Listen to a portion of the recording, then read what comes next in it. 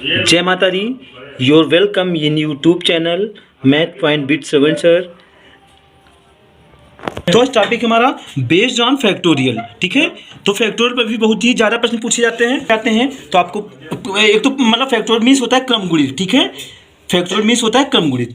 तो यहाँ पे लिखा है ये होता है formula n factorial equal to n minus one, n minus two, n minus three. इस प्रकार अंत में एक तक जाती है। इस प्रकार ये जो होता है इस प्रकार माइनस हो के एक तक जाता है मान। जैसे यहाँ पे लिखा है पहले वन फैक्टोरियल, तो वन फैक्टोरियल को हम लिखेंगे वन लिखेंगे, ठीक है।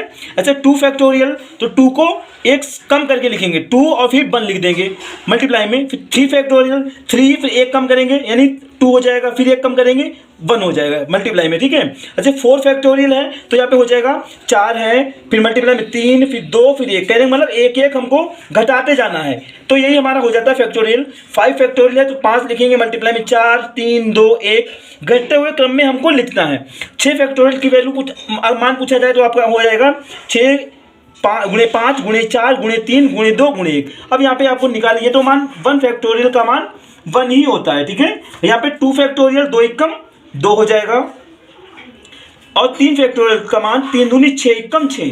तीन फैक्टोरियल का मान कितना होता है छः होता है, और चार तियाँ बारह, बारह दूनी चौबीस, चौबीस एक कम चौबीस, और चार फैक्टोरियल का मान कितना होता है चौबीस होता है। चार तियाँ बारह, बारह दूनी चौबीस, चौबीस एक कम चौबीस, ठीक है।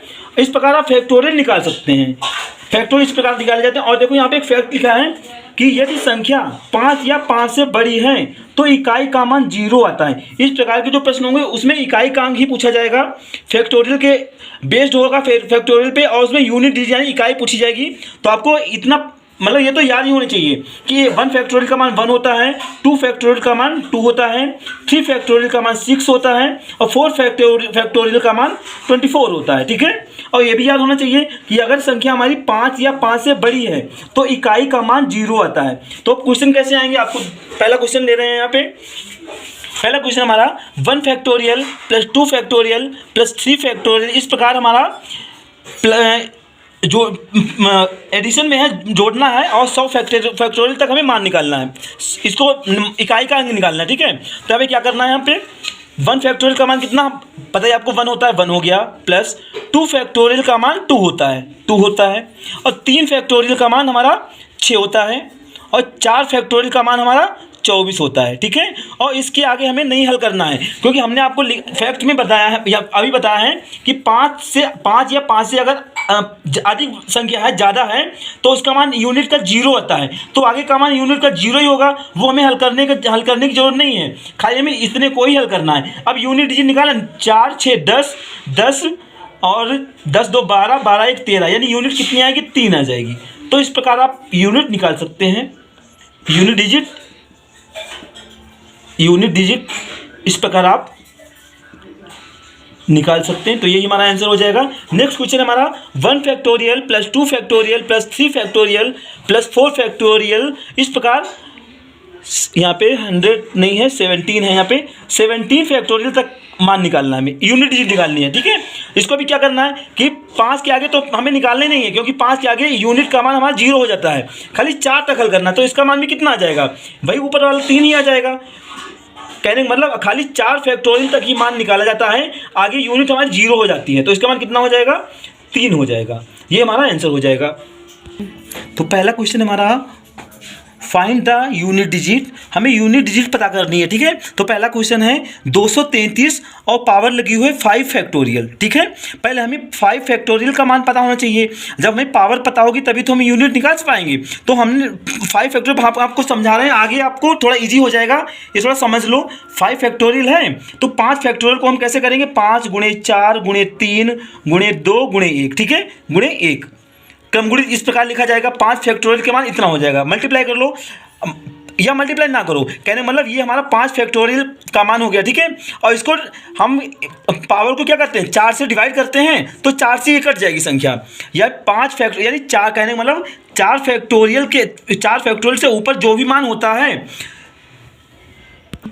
4 फैक्टोरियल या 4 फैक्टोरियल के ऊपर जो भी मान होता है वो 4 से कट जाता है। और आपको यूनिट डिजिट अब निकालना पिछले वीडियो में देखा ही होगा, अगर जो पावर हमारी 4 से कट जाती है तो उसमें रिमाइंडर कुछ नहीं बता, उसमें हमें जो यूनिट है उस पर 4 लगा देना होता है, पावर 4 लगा के सॉल्व कर लेते हैं। तो यहाँ पे कितना हो जाएगा, जब ये हमारा 4 से कट जाएगा, ये 5 है ना, 4 से ज़्यादा है तो 4 से पूरी पूरी कट जाएगी, रिमाइंडर कुछ नहीं बचेगा। तो इसमें कितना हो जाएगा, जब रिमाइंडर कुछ नहीं बचता है तो पावर हम 4 लगा देते हैं। अब 3 की 4 टाइम हम मल्टीप्लाई कर लेंगे,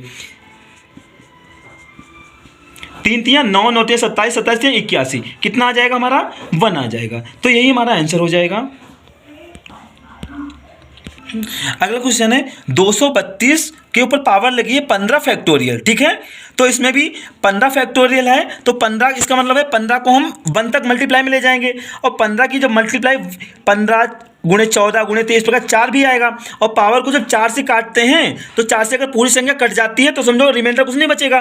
तो 4 से ज़्यादा संख्या है ये, तो इसमें रिमाइंडर तो कुछ बचेगा नहीं, रिमाइंडर 4 से पूरी कट जाएगी संख्या, ठीक है।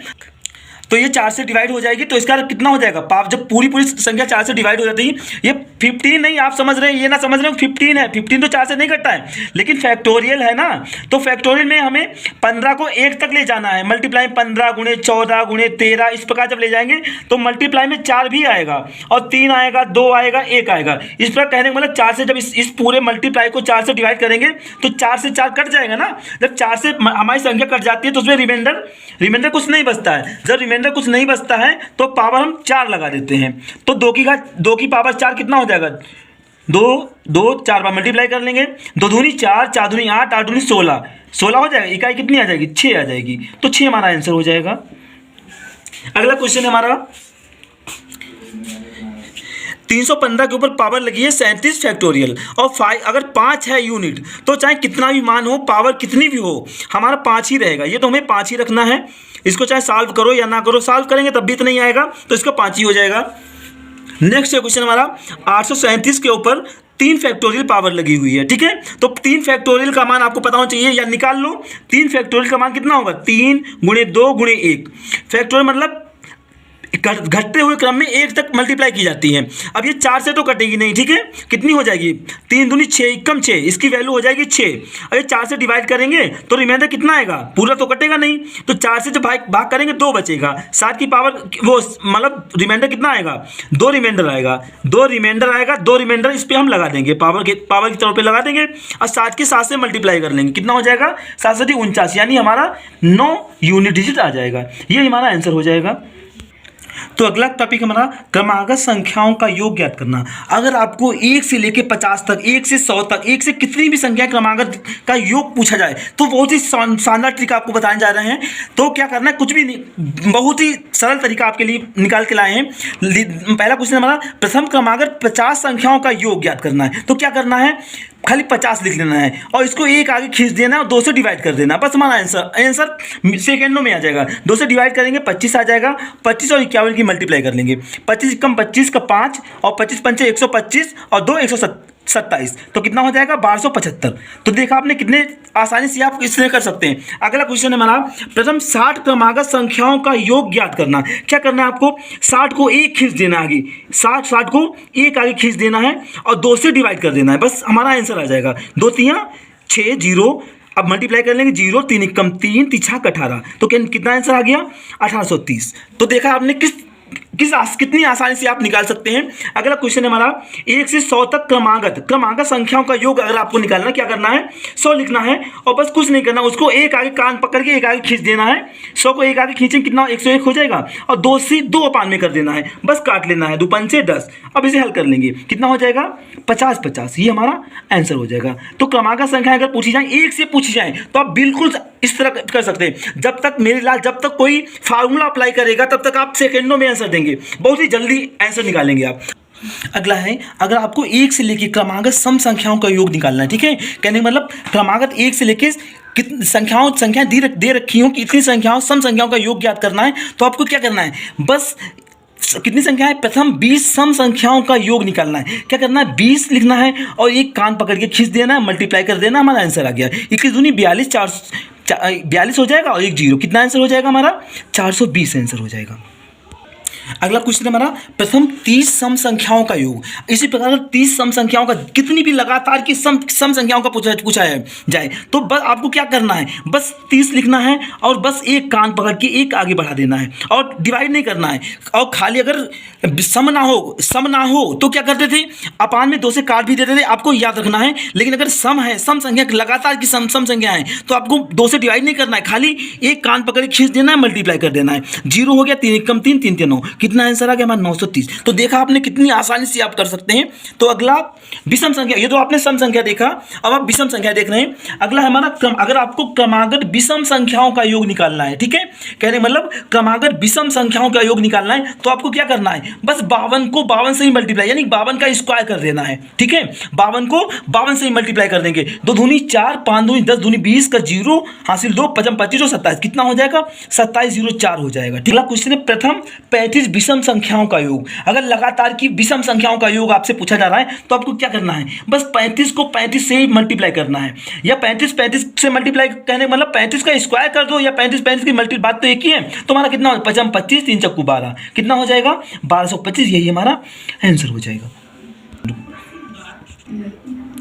हाँ तो आप ठीक है, अब आप थोड़ा गुणा करने का सरल तरीका देखें। बहुत ही बार आपने मतलब जब कुछ भी मतलब मैथ के सवाल सॉल्व करते हो तो आपको गुणा करने पड़ जाती है। अगर कोई भी संख्या में 100 से थोड़ा कम है या थोड़े से 100 से ज़्यादा है तो बहुत ही सिंपल तरीका, आपको कुछ नहीं करना है, बस आपको देखना है, आंसर दे देना है, बस आपको मल्टीप्लाई करने की जरूरत नहीं है। क्या करना है, बस आप थोड़ा समझ लो, या आपको ये पता कर लो ये 100 से कितना ज़्यादा है, 6 ज़्यादा है ना, और इधर है 6 ज़्यादा है, ये 100 से कितना ज़्यादा है 8 ज़्यादा है। चाहे इधर 8 ये ज़्यादा है, इधर 6 ज़्यादा है, कहने मतलब 108 में इधर वाले में चाहे 6 जोड़ दो, चाहे 106 में 8 जोड़ दो, कहने मतलब उधर जो ज़्यादा है चाहे वो इसमें जोड़ दो तब भी मान उतना ही आएगा, चाहे इधर जो ज़्यादा 6 ज़्यादा है उसमें जोड़ दो, ठीक है। तो 106 है, उधर कितना ज़्यादा है 8 ज़्यादा है ना, तो 106 में उधर का 8 इसमें जोड़ दो, कितना हो जाएगा 8 से 14 114 हो जाएगा, ठीक। अब जो इधर ज़्यादा है वो उधर उनकी मल्टीप्लाई कर दो, 6 8 48, हमारी मल्टीप्लाई आ गई, हमें गुणा करने की जरूरत नहीं है। अगला देखेंगे आप, अगला दिया है 112 और मल्टीप्लाई में दिया है 108, ठीक है। उधर कितना ज़्यादा है 8 ज़्यादा है, 100 से 8 ज़्यादा है और 112 इधर है, तो उधर का 8 फाजिल इधर जोड़ देंगे, 112 में 8 जोड़ेंगे कितना हो जाएगा 120 हो जाएगा, तो 120 लिख लिया। और इधर 12 ज़्यादा है उधर 8 ज़्यादा है, तो 12 8 96, बस हमारी मल्टीप्लाई हो गई। नेक्स्ट देखते हैं हम, ये अगला है 111 और मल्टीप्लाई में दिया है 109, ठीक है। अब इसकी करना है मल्टीप्लाई, उधर कितना ज़्यादा है 100 से 9 ज़्यादा है, ठीक है। अब इधर कितना है 11 है, 111 है, तो 9 को इसमें जोड़ दो, कितना हो जाएगा 111 और 9 120 हो जाएगा 120। अब जो ज़्यादा इधर है और जो ज़्यादा उधर उनकी मल्टीप्लाई कर दो, इधर 11 ज़्यादा है 100 से, उधर 9 ज़्यादा है, तो 11 99, यही हमारा मल्टीप्लाई हो जाएगी। नेक्स्ट है हमारा 116 और मल्टीप्लाई करनी है हमें 104 से, ठीक है। और कहने मतलब जैसे उधर से 4 इधर जोड़ो या 16 इधर जा रहा 16 उधर जोड़ो, बात तो एक ही है। 4 अगर इधर जोड़ोगे तब भी 120 ही होगा और 16 अगर उधर जोड़ोगे तब भी 120 ही होगा, तो आप किधर भी जोड़ सकते हो। तो उधर जो 4 ज़्यादा है वो इसमें जोड़ दो, कितना हो जाएगा 116 में 4 जोड़ेंगे, 100 से ज़्यादा है ना 4, तो 120 हो जाएगा 120। और इधर जो ज़्यादा 16 ज़्यादा है, 4 ज़्यादा 16 चक्कू 64, ये हमारा आंसर हो गया, मल्टीप्लाई हो गई। तो आप बस इतना ध्यान रखें कि जो मल्टीप्लाई लिखी जाएगी वो 2 डिजिट 2 अंकों में ही लिखी जाएगी। अगर बाई चांस मल्टीप्लाई करने पे हमारा 1 अंक आता है तो 0 लगा के हम दूसरा अंक बना 3 दिया है, और मल्टीप्लाई आपको 102 से करनी है, ठीक है। तो उधर 2 ज़्यादा है इधर 3 ज़्यादा है, तो मान लो 2 हमने इसमें जोड़ लिया, कितना हो जाएगा 105 हो जाएगा। 2 हमने इसमें जोड़ लिया, कितना हो जाएगा 105 हो जाएगा। 2 और 3 की गुणा कर कितनी होगी 3 दूनी 6, लेकिन हमने कहा इसमें 2 डिजिट आपको लिखने हैं, 6 यहाँ पे हम 6 लिखेंगे, यहाँ पे 0 लगा लेंगे, ठीक है। अगर मल्टीप्लाई में 2 डिजिट आते हैं, 2 ये इसमें 2 डिजिट थे तो वही लिखे हमने, अगर 2 डिजिट नहीं है तो 0 लगा लेंगे। तो आप कितनी आसानी से कर सकते हैं। ये तो हमने आपको बताया 100 से थोड़ा ज़्यादा हो तो आप कैसे करेंगे, और इसके बाद में अगले वीडियोज़ में 100 से अगर थोड़ा कम है, कोई अलग मेथड नहीं बताएंगे, इसी मेथड से आपको बताएंगे 100 से अगर कम है तो भी आप बहुत ही आसानी से मल्टीप्लाई कर सकते हैं। तो आज के लिए इतना ही। अगर वीडियो पसंद आया हो तो आप